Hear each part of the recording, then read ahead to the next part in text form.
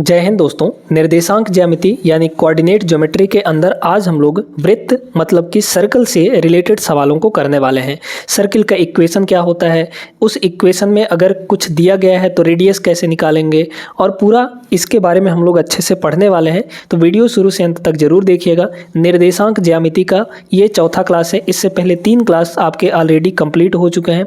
उन 3 क्लासेस में हमने क्वेश्चन नंबर 29 तक कंप्लीट कर लिया था। आज क्वेश्चन नंबर 30 से देखेंगे जो कि वृत्त से रिलेटेड है यानी सर्कल से रिलेटेड है। तो चलिए पहले हम लोग यहाँ पर वृत्त का इक्वेशन देख लेते हैं, समीकरण क्या होता है, उसके बाद सारी चीज़ें देखेंगे, ठीक ना। तो दोस्तों यहाँ पर हमारे पास एक सर्कल है, वृत्त है, जिसका केंद्र यहाँ पर O है, ठीक ना। केंद्र इसका O मान लेते हैं और इस केंद्र का जो निर्देशांक है यानी कि कोऑर्डिनेट्स हैं वो A और B हम लोग मान लेते हैं, और इसका जो रेडियस है वो R के बराबर है। तो अगर सेंटर AB है, सेंटर का जो कोऑर्डिनेट है वो AB है और रेडियस R दिया है, तो इसका जो इक्वेशन बनेगा, सर्किल का जो इक्वेशन बनेगा वो बनता है, यहाँ पर ध्यान से देखते जाइएगा पूरी चीज़ें, है ना। इस सर्किल का जो इक्वेशन बनेगा वो बनेगा x माइनस ए मतलब क्या, सेंटर, ठीक है। तो x माइनस ए का होल स्क्वायर प्लस यहाँ पे y माइनस बी का होल स्क्वायर, ठीक है, b मतलब ये वाला, और इक्वल टू यहाँ पर आर स्क्वायर। तो ये हो जाता है हमारे सर्किल का इक्वेशन, ठीक है। इसको नोट कर लीजिएगा। अब आगे चलते हैं, यहाँ पे देखते हैं। अब यहाँ पर सर्किल का एक और इक्वेशन होता है, वो इक्वेशन क्या है सुनते जाइए। यहाँ पर जो सर्किल का इक्वेशन है वो होता है एक्स स्क्वायर, ठीक है, ध्यान से सुनते जाइएगा, x square plus y square plus 2gx, है ना, 2gx, और ये g और f क्या है यहाँ पर बताएंगे, ठीक है, और प्लस यहाँ पे 2fy प्लस c और इक्वल टू यहाँ पर 0, ठीक है। ये एक और इक्वेशन है किसका, वृत्त का, मतलब कि सर्किल का। अब यहाँ पर जो इसका सेंटर का कोऑर्डिनेट होगा, क्या, सेंटर यहाँ पर है ना, तो इसका जो सेंटर का कोऑर्डिनेट होगा दोस्तों, वो सेंटर का कोऑर्डिनेट होता है माइनस जी और माइनस एफ, ठीक है। ये सेंटर के कोऑर्डिनेट हैं। अब यहाँ पर इसका जो रेडियस होता है वो क्या होता है, सुन लीजिए। तो रेडियस होता है अंडर रूट ये g है ना, तो g का स्क्वायर प्लस यहाँ पे f का स्क्वायर और माइनस यहाँ पर c का मतलब इसका जो कांस्टेंट टर्म है ये वाला। तो इस फॉर्मूले को भी नोट करके आप लोग यहाँ पर रख लीजिएगा, बहुत इंपॉर्टेंट है। ये होता है हमारा दूसरा फार्मूला, ठीक है, सर्किल का, यहाँ पे जिसका ये सेंटर है और ये आपका यहाँ पर रेडियस हो जाएगा, ठीक है। तो ये सारी चीज़ें नोट करके रख लीजिए। अब यहाँ पे हम लोग इस प्रश्न को देखते हैं। जो प्रश्न दिया गया है, ये प्रश्न दिया गया है इस वाले इक्वेशन के टर्म में, मतलब इसी फॉर्म में दिया गया है आपको। तो आपको पूछा गया है कि वृत्त की त्रिज्या क्या होगी, यहाँ पर रेडियस निकालनी है, ठीक है, समझते जाइए। तो पहले हम लोग यहाँ पे ये हमारा इक्वेशन जो दिया गया है इसको लिख लेते हैं। तो हमारा जो इक्वेशन है वो दिया गया है एक्स स्क्वायर प्लस यहाँ पे वाई स्क्वायर प्लस यहाँ पे 7 इंटू एक्स और प्लस यहाँ पे 4y और प्लस 9 इक्वल टू यहाँ पर 0 है, ठीक है। अब इसके साथ कंपेयर करना है। x का कोफिशिएंट यहाँ पे क्या है, प्लस का 7, यहाँ x का कोफिशिएंट कितना है, 2g है, ठीक है। तो अगर हम कहें कि 2g की वैल्यू कितनी होगी, तो 7 के बराबर होगी, +7, प्लस माइनस का बहुत ध्यान रखिएगा। तो g की वैल्यू यहाँ से कितनी आ जाएगी, g की वैल्यू दोस्तों 7/2 आ जाएगा, है ना। ऐसे ही अगर यहाँ y का कोफिशिएंट 2f है तो यहाँ y का कोफिशिएंट कितना है, 4 है, तो मतलब 2f की जो वैल्यू है वो 4 के बराबर है, ठीक है। तो यानी कि f की वैल्यू कितनी होगी, 4/2 मतलब कि 2 हो जाएगा। तो f का मान यहाँ पर 2 आ गया। अब c का मान देख सकते हैं, कंपेयर कर सकते हैं। c की वैल्यू कितनी है, यहाँ पर 9 है, तो c का डायरेक्ट वैल्यू हम लोग यहाँ पे लिखेंगे c इक्वल टू 9 है। आपको रेडियस पूछा है तो रेडियस वाले फार्मूले में रख दीजिए।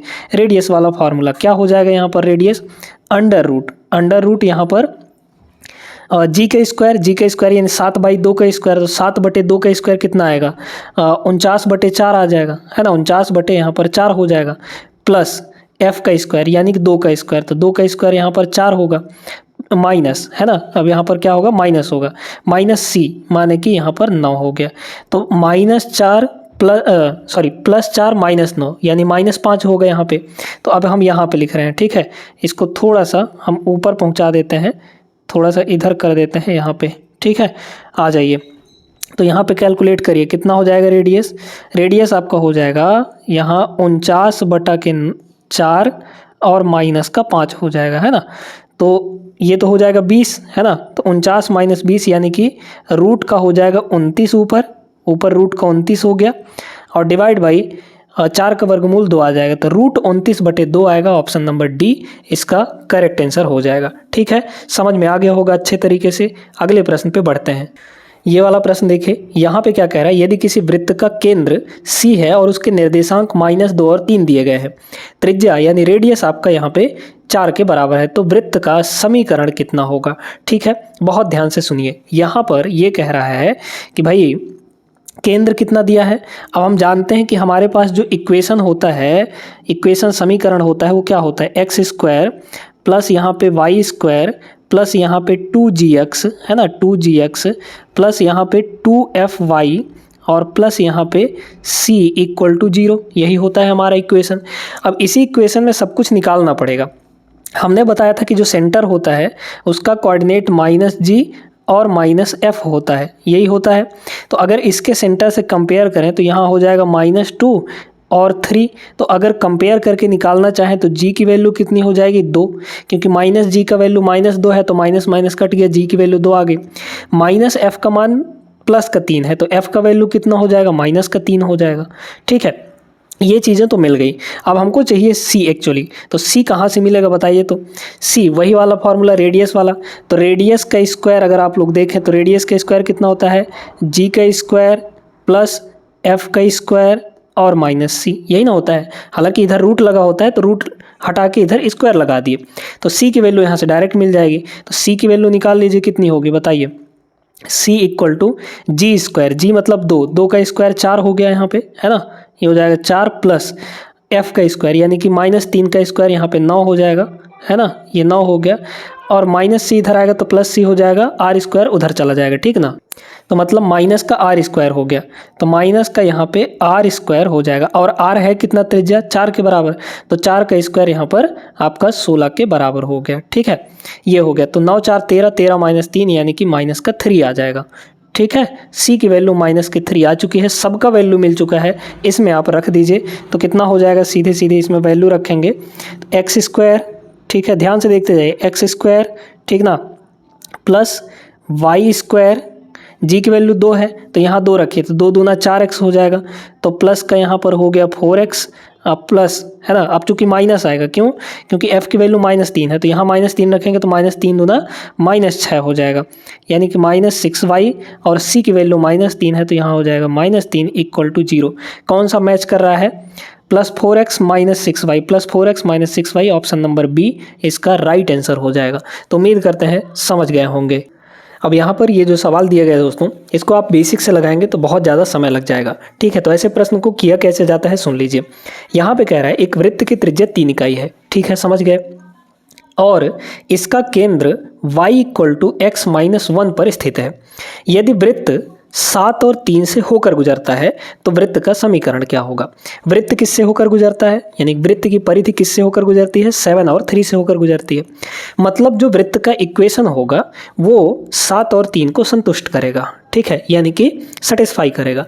तो देख लीजिए, x की वैल्यू यहाँ पर कितनी है, x की वैल्यू, है ना, x की वैल्यू, ये x कोऑर्डिनेट होता है तो x की वैल्यू 7, और y की वैल्यू कितनी है यहाँ पर 3 के बराबर है। ये x और y की जो वैल्यू है ये आपके जिस भी इक्वेशन को संतुष्ट करेंगे वही आपका इस वृत्त का समीकरण होगा। तो बस रख के देख लीजिए, यहाँ पे x का वैल्यू 7 है, y की वैल्यू 3 है, पहले वाले में रखते हैं हम लोग। तो यहाँ कितना हो जाएगा, यहाँ हो जाएगा आपका x² यानी कि 7 का स्क्वायर तो 49 हो गया, प्लस यहाँ पे y का स्क्वायर मतलब 3 का स्क्वायर 9 हो गया।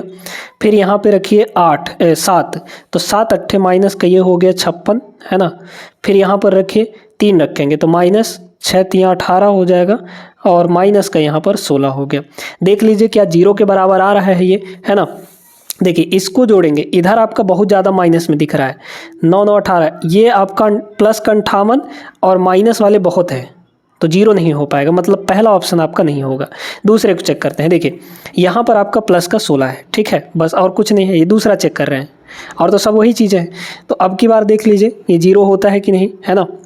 तो यहाँ देख पाएंगे 9 9 18, ठीक है, पहले प्लस वाले को जोड़ लेते हैं, तो इसको करिए 40, देखिए ये 40 हो जाएगा, 40 प्लस 18 हो जाएगा, तो प्लस 18 से माइनस 18 कट जाएगा, यहाँ सिर्फ 40 बचेगा, है ना। या फिर ऐसे कह सकते हैं कि 58 माइनस 18 आपका 40 हो जाएगा।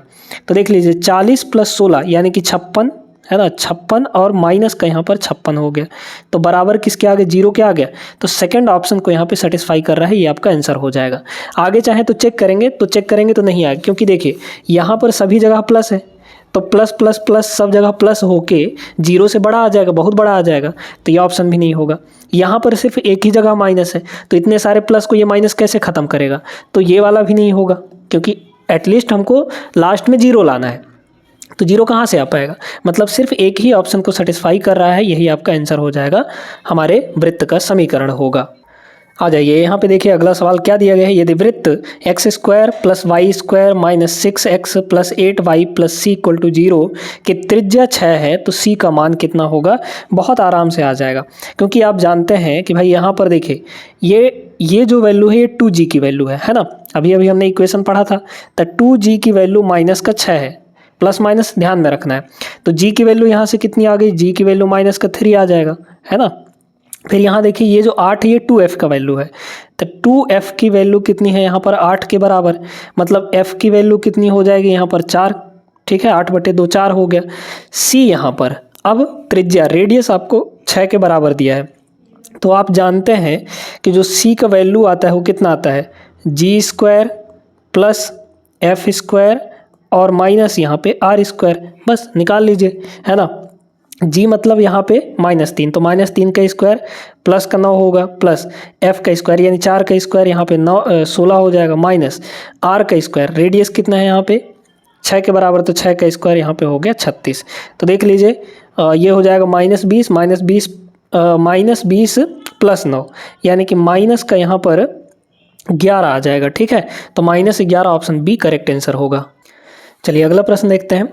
अब इसको तरीके से लगाएंगे, ठीक है, बेसिक से लगाएंगे तो बहुत लंबा चौड़ा जाएगा, इसलिए तरीका अपनाएंगे। क्या दिया है, x इक्वल टू 2 पर वृत्त x square plus y square equal to 9 की स्पर्श रेखाओं का इक्वेशन हमको निकालना है कि कौन सा होगा, ठीक है। ऑप्शन देखना है और कुछ नहीं इसमें। तो क्या हो जाएगा दोस्तों, यहाँ पर x इक्वल टू 2 पर बोला है, x इक्वल टू 2 पर बोला है, हमको जो वृत्त का समीकरण दिया है वो x स्क्वायर प्लस यहाँ पे वाई स्क्वायर और इक्वल टू यहाँ पर 9 दिया गया है, ठीक है। अगर इसका सेंटर पूछे तो 0 0 होगा, क्योंकि x माइनस 0 का होल स्क्वायर है और ये y माइनस 0 का होल स्क्वायर है, तो a और b की वैल्यू यहाँ पर 0 हो जाएगी, है ना। रेडियस यहाँ पर 3 होगा, क्योंकि ये 3 का स्क्वायर है, तो r स्क्वायर बराबर के उधर होता है, ठीक है। शुरू में ही हमने आपको इक्वेशन बताया था, तो वहाँ पे कंपैरिजन करके निकाल सकते हैं। रेडियस इसका 3 आएगा। अब यहाँ पर कह रहा है कि स्पर्श रेखाओं का समीकरण क्या होगा x इक्वल टू 2 पर। तो x इक्वल टू 2 का मतलब क्या हुआ, हमारे पास जो पॉइंट मिली वो x मिली, x मतलब 2, और यहाँ पे कुछ आएगा, तो यहाँ पे y की वैल्यू आप इसमें रख के निकाल लीजिए, ठीक है। तो x की वैल्यू 2 रखेंगे तो ये हो जाएगा 4 और प्लस यहाँ पर वाई स्क्वायर इक्वल टू 9, मतलब वाई स्क्वायर की जो वैल्यू है वो आ गई 5 के बराबर। तो y की वैल्यू कितनी हो जाएगी, यहाँ पर रूट लग जाएगा लेकिन प्लस माइनस के साथ, तो प्लस माइनस √5 आ गया। तो हमारे पास एक पॉइंट यहाँ पर बना 2 और √5, ठीक है, और एक बना यहाँ पर 2 और -√5, है ना। अब ये दोनों पॉइंट जो होंगे, इन दोनों पॉइंट से होकर हमारा क्या गुजरेगा, यहाँ पर स्पर्श रेखा गुजरेगा, ठीक है।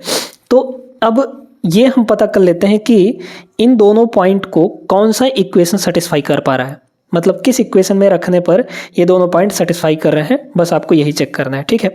चलिए तो रखते हैं यहाँ पे अगर हम लोग रख दें, मान लीजिए कि यहाँ पे x की वैल्यू तो 2 ही रहेगी, है ना। तो ऑप्शन नंबर a को पहले रखते हैं, a को पकड़ते हैं, तो कितना होगा, यहाँ 2 रखिए तो ये हो जाएगा -4, ठीक है। यहाँ रख देंगे, पहले ये रखिए 5 रखिए, √5 रखिए, तो यहाँ √5 रखेंगे तो √5 इंटू √5 कितना हो जाएगा, √5 इंटू √5 आपका हो जाएगा सीधे सीधे 5, तो यहाँ हो गया प्लस का 5। क्या ये 9 के बराबर होगा, नहीं होगा, इसलिए ये आंसर आपका नहीं होगा, ठीक है। तो ये जब नहीं होगा तो इसके साथ वाला ये भी नहीं होगा भाई, -√5 यहाँ पर रख के देखेंगे तब भी ये नहीं आएगा, -√5 रखेंगे तो ये -4 और ये आपका माइनस का 5 बन जाएगा, तो -4 -5 -9 होगा, जबकि इधर 9 है। ठीक है, तो पहला आंसर आपका नहीं होगा। दूसरे को चेक करते हैं। यहाँ देखिए ये वाला ज़रूर हो जाएगा। ठीक है, कैसे? अगर हम यहाँ √5 रखें और 2 रखें तो 2 दूना ये हो जाएगा 4, और यहाँ √5 रखेंगे तो कितना होगा?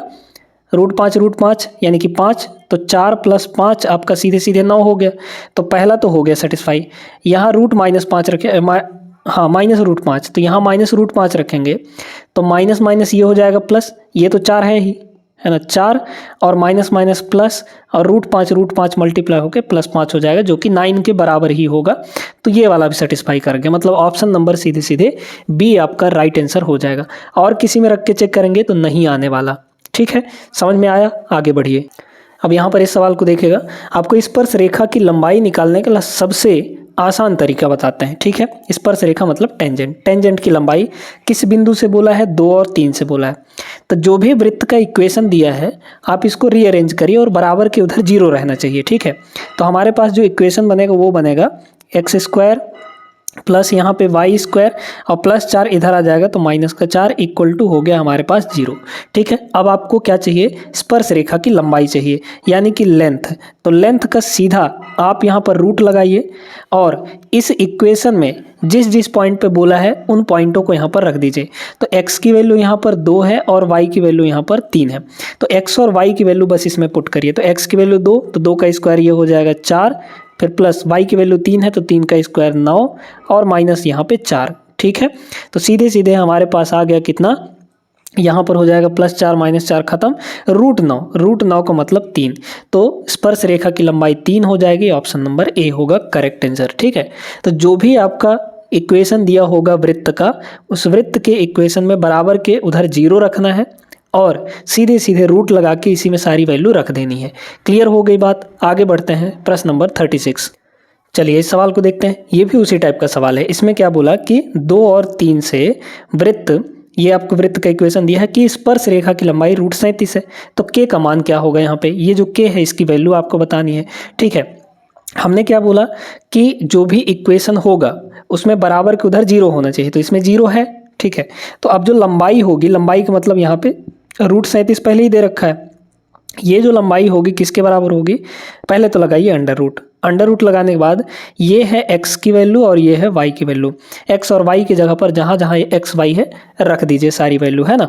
तो कितना हो जाएगा? x का मतलब 2, तो 2 का स्क्वायर ये हो गया 4, प्लस यहाँ पर y की वैल्यू 5 रखेंगे तो 5 का स्क्वायर ये हो जाएगा 25, फिर यहाँ रखिए 2, तो 5 दूना माइनस का हो गया 10। ठीक है, फिर यहाँ पे प्लस y की वैल्यू 5 है तो 5 चौके ये हो जाएगा 20, और प्लस यहाँ पे k है ना, प्लस k है तो प्लस का k हो गया। यहाँ से कंपेयर करके आप सीधे सीधे k की वैल्यू निकाल सकते हैं। देखिए रूट दोनों साइड है तो स्क्वायर लगाएंगे तो रूट हट जाएगा, तो मतलब यहाँ आ गया 37 और इक्वल टू इधर कितना होगा? देखिए ये आपका 20 - 10 यानी कि 10 आ जाएगा, तो ये 29 और 10 39, तो इधर हो गया 39 और प्लस का यहाँ पर k, तो k की वैल्यू कितनी होनी चाहिए? 37 - 39 यानी कि -2। तो -2 जो है इसका राइट आंसर होगा k, ऑप्शन नंबर सी -2 सही जवाब। अब यहाँ पर थोड़ा सा अलग टाइप का प्रश्न देखिए। इसमें यह कह रहा है कि हमारे पास ये वृत्त है, वृत्त का समीकरण दिया है। इस वृत्त के समीकरण के संबंध में ये बताना है कि ये जो बिंदु 3 4 है ये इस वृत्त के बाहर स्थित होगा, अंदर स्थित होगा या उसी पर स्थित होगा। ठीक है, तो इसको पता करने का बहुत आसान सा, बहुत सिंपल सा तरीका क्या है कि हमारे पास इक्वेशन क्या दिया गया है? इक्वेशन दिया गया है समीकरण वृत्त का x² + y² -3x -4y और +1 = 0। ठीक है, ये आपका गिवन है। अब इस बिंदु को इसमें रख के देख लीजिए। ठीक है, तो अगर रख के देखेंगे तो x की वैल्यू कितनी है? यहाँ पर 3 है, और y की वैल्यू कितनी है? यहाँ पर y की वैल्यू 4 ले लेंगे। इसमें पुट करके देखिए, पुट करेंगे तो कितना हो जाएगा? x मतलब 3, तो 3 का स्क्वायर 9, प्लस यहाँ पे 4 का स्क्वायर 16, माइनस 3 रखिए तो 3 तियाँ ये हो जाएगा -9 और ये हो जाएगा -16। ठीक है भाई, 4 रखेंगे यहाँ पे और प्लस का यहाँ पर 1 आ गया। ठीक है, अब इसको देखिए, +16 -16 +9 -9 यानी कि प्लस का 1 आया। अब जब ये प्लस का 1 आया मतलब ये कैसी वैल्यू आई है? पॉजिटिव वैल्यू आई है। तो जब पॉजिटिव वैल्यू होगा तो ये बाहर स्थित होगा। कहाँ होगा? ये जो बिंदु है इस वृत्त के बाहर होगा। अगर ये नेगेटिव वैल्यू देता, अगर नेगेटिव वैल्यू आता तो वो बिंदु वृत्त के अंदर हो जाती। समझ में आ गया? और अगर यहाँ पे इन सभी की वैल्यू 0 आ जाती, तो जब 0 आ जाती तो यहाँ पर वृत्त पर स्थित होता है ना, मतलब वृत्त की परिधि पर ही स्थित हो जाता। समझ में आ गया? तो अब यहाँ चूंकि पॉजिटिव वैल्यू आई है, तो पॉजिटिव वैल्यू आई है इसका मतलब इसके बाहर स्थित होगा। ऑप्शन नंबर बी इसका राइट आंसर होगा। समझ में आई बात? आगे बढ़ते हैं प्रश्न नंबर 38 पे। अब यहाँ पर इस सवाल में आप लोग चेक करके बताएंगे कि ये वाला कहाँ स्थित होगा। ठीक है, आपको इस इक्वेशन में x और y दोनों की वैल्यू रखना पड़ेगा। और अगर पॉजिटिव आएगा तो बाहर स्थित होगा, अंदर नेगेटिव आएगा तो अंदर स्थित होगा, और अगर वैल्यू इन सभी का 0 आ गया तो वृत्त पर ही स्थित होगा। तो ये आंसर आप लोग देंगे इसका जवाब। ठीक है, कमेंट जरूर करिएगा। ठीक है, तो कॉन्सेप्ट समझ गए हैं, इसलिए इस सवाल को करके इसका आंसर कमेंट बॉक्स में देना है। ये वाला प्रश्न तो बहुत ही आसान सा प्रश्न है, मतलब बहुत सिंपल है। x² + y² = a²। ये हमारे पास एक वृत्त का इक्वेशन दिया गया है। एक बिंदु 0, 4 से होकर गुजरता है, तो a का मान कितना होगा? अब 0, 4 से होकर गुजर रहा है तो मतलब इसको सेटिस्फाई करेगा। तो x की जगह पर 0 ले लीजिए। तो x की जगह पर 0 ले लेंगे तो यहाँ रखिए 0, तो मतलब 0 का स्क्वायर हो गया 0, प्लस यहाँ y की जगह पे 4 ले लीजिए क्योंकि इसी से होकर गुजर रहा है ना, तो इसको सेटिस्फाई करेगा। तो एक y की वैल्यू 4 ले लेंगे तो 4 का स्क्वायर हो गया, इक्वल टू इधर क्या हो गया? a²। बस यहाँ से a की वैल्यू आ गई, तो a का वैल्यू सीधे सीधे 4 के बराबर आ जाएगा। कंपेयर करेंगे, भाई ये 0 का तो कोई मतलब नहीं है, तो स्क्वायर स्क्वायर हो गया, इधर a की वैल्यू 4 है, a का वैल्यू सीधे सीधे 4 आ गया। Option number B right answer. बहुत सिंपल सा सवाल था। चलिए देखते हैं अब इस प्रश्न को। अब इस प्रश्न को बहुत ध्यान से समझिएगा क्योंकि इसमें अगर आप बेसिक से लगाएंगे तो बहुत ज़्यादा समय लग जाएगा। बेसिक से कैसे लगाना है? आपको एक रेखा का इक्वेशन दिया है 4x - 3y = यहाँ पे 10 है, और एक वृत्त का भी समीकरण दिया है, और इनके प्रतिच्छेदन बिंदु हमको निकालना है। प्रतिच्छेदन बिंदु क्या होगा? जैसे भाई मान लीजिए कि हमारे पास ये सर्किल है, ठीक है, इस सर्किल से होकर अगर एक रेखा गुजरेगी तो 2 बिंदुओं पर काटेगी कि नहीं? एक यहाँ पर और एक यहाँ पर, तो 2 बिंदु हमको मिलेंगे। प्रतिच्छेदन बिंदु 2 ठो मिलेंगी। अब प्रतिच्छेदन बिंदु जब 2 ठो मिलेंगी तो ये जो दोनों प्रतिच्छेदन बिंदु हैं ये वृत्त के इक्वेशन को भी सेटिस्फाई करेंगे और इस रेखा के समीकरण को भी सेटिस्फाई करेंगे, दोनों को सेटिस्फाई करेंगे। तो बस आप ऑप्शन से चेक करिए ना, और तो इसमें कुछ नहीं करना, बस आपको क्या करना है? ऑप्शन से चेक करना है। हमारे पास जो रेखा का समीकरण दिया है एक ही से आ जाएगा। देखिए रेखा का समीकरण 4x - 3y = 10 दिया गया है। तो पहले हम इसको चेक करते हैं, 4 और 2 को चेक करते हैं। तो जहाँ x वैल्यू 4 है, y की वैल्यू 2 है, रखिए यहाँ पे। यहाँ 4 रखेंगे तो 4 चौके हो जाएगा 16, और माइनस यहाँ 2 रखेंगे तो 3 दूना हो जाएगा 6। तो क्या 16 - 6 10 के बराबर आ गया ना, मतलब ये सेटिस्फाई कर रहा है। तो 4 2 जहाँ जहाँ होगा वो आपकी संभावना है कि आंसर होंगे। तो 4 2 यहाँ भी है, 4 2 यहाँ भी है, 4 2 इसमें भी है। इस वाले में 4 2 आपका नहीं है, 4 3 है, 4 3 रखेंगे तो सेटिस्फाई नहीं करेगा। ठीक है ना, तो यहाँ पर एक ऑप्शन दोस्तों एलिमिनेट हो चुका है। अब हम इसको चेक करते हैं। ठीक है, पहले ये ऑप्शन को चेक करते हैं। -2 और -6 रखते हैं। यहाँ रखिए -2 और -6। ठीक है, यहाँ -2 रखेंगे तो -4 दूना 8 हो जाएगा। यहाँ -6 रखिए तो -6 रखेंगे तो माइनस प्लस 6 3 18 हो जाएगा। तो -8 और 18 कितना हो गया? 10 के बराबर आया क्या? बिल्कुल आ गया। तो ये वाला भी सेटिस्फाई कर गया, मतलब यहाँ पर ये दोनों सेटिस्फाई कर रहे हैं, तो यही आपका आंसर हो जाएगा। बाकी को रखेंगे तो नहीं आएगा। जैसे देखिए इसको अगर रख देंगे तो नहीं आएगा। रखिए इसको, चेक करिए, -2 है ना, तो यहाँ माइनस रखिए तो ये हो जाएगा -8 और 3 रखेंगे तो 3 3 9 हो जाएगा, लेकिन माइनस का 9 होगा तो -9 और -8 मिलकर -17 होगा, 10 नहीं आएगा। तो ये सेटिस्फाई नहीं कर रहा है। और इसी तरीके से ये वाला भी सेटिस्फाई नहीं करेगा। यहाँ पे ये रख देंगे तो नहीं आ जाएगा। ठीक है, नहीं आएगा, चाहे तो आप रख कर देख सकते हैं। भाई यहाँ 2 रखेंगे, 2 4 दूना 8 और यहाँ -3 रखेंगे तो ये 18 प्लस का 9 हो जाएगा। तो 8 और 9 17 हो जाएगा, 10 नहीं आएगा। तो 3 ऑप्शन आपके एलिमिनेट हो चुके हैं, बस एक ही है, option number A right answer होगा।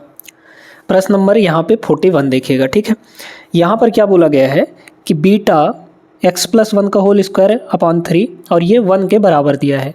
तो यहाँ पर बीटा का मान क्या होगा? इसके लिए एक बहुत ध्यान से समझिए कि यहाँ पर दोस्तों अगर आपके वृत्त का समीकरण कुछ इस टाइप से दिया गया है, M X minus A whole square अब plus N Y minus B whole square और इक्वल टू, अगर यहाँ पे 1 के बराबर है, कितना है यहाँ पे 1 के बराबर है, ठीक ना। तो अगर ये 1 के बराबर है तो देख सकते हैं कि यहाँ पे 1 के बराबर है, तो जब भी ऐसा होगा तो ये जो m और n है ये दोनों बराबर होते हैं, m इक्वल टू n हो जाता है, मतलब कोफिशिएंट आपके बराबर होंगे। तो देखिए x प्लस 1 के होल स्क्वायर के बगल में आपका क्या है कोफिशिएंट में, ये पूरा का पूरा यानी बीटा अपॉन 3 है, तो यहाँ हो जाएगा बीटा अपॉन 3, ये m हुआ, और n कितना होगा, यहाँ पे तो 1 है ना, तो ये आपका 1 और ये पूरा 1/4 ये आपका n हो गया, और ये दोनों बराबर होंगे क्योंकि इधर बराबर 1 के है, तो ये दोनों इक्वल कर दीजिए। इक्वल करेंगे तो बीटा की यहाँ से वैल्यू आ जाएगी, 3 उधर चला जाएगा, मतलब 3/4, 3/4 option number B is the right answer, ठीक है। तो ये सवाल भी अच्छे से समझ में आ गया होगा आपके। तो दोस्तों उम्मीद करते हैं कि आज का सेशन आपको अच्छा लगा होगा। वीडियो अगर पसंद आई हो तो लाइक कर दीजिए और चैनल को सब्सक्राइब जरूर कर लीजिएगा। मिलते हैं हम लोग अगले क्लास में, तब तक के लिए जय हिंद।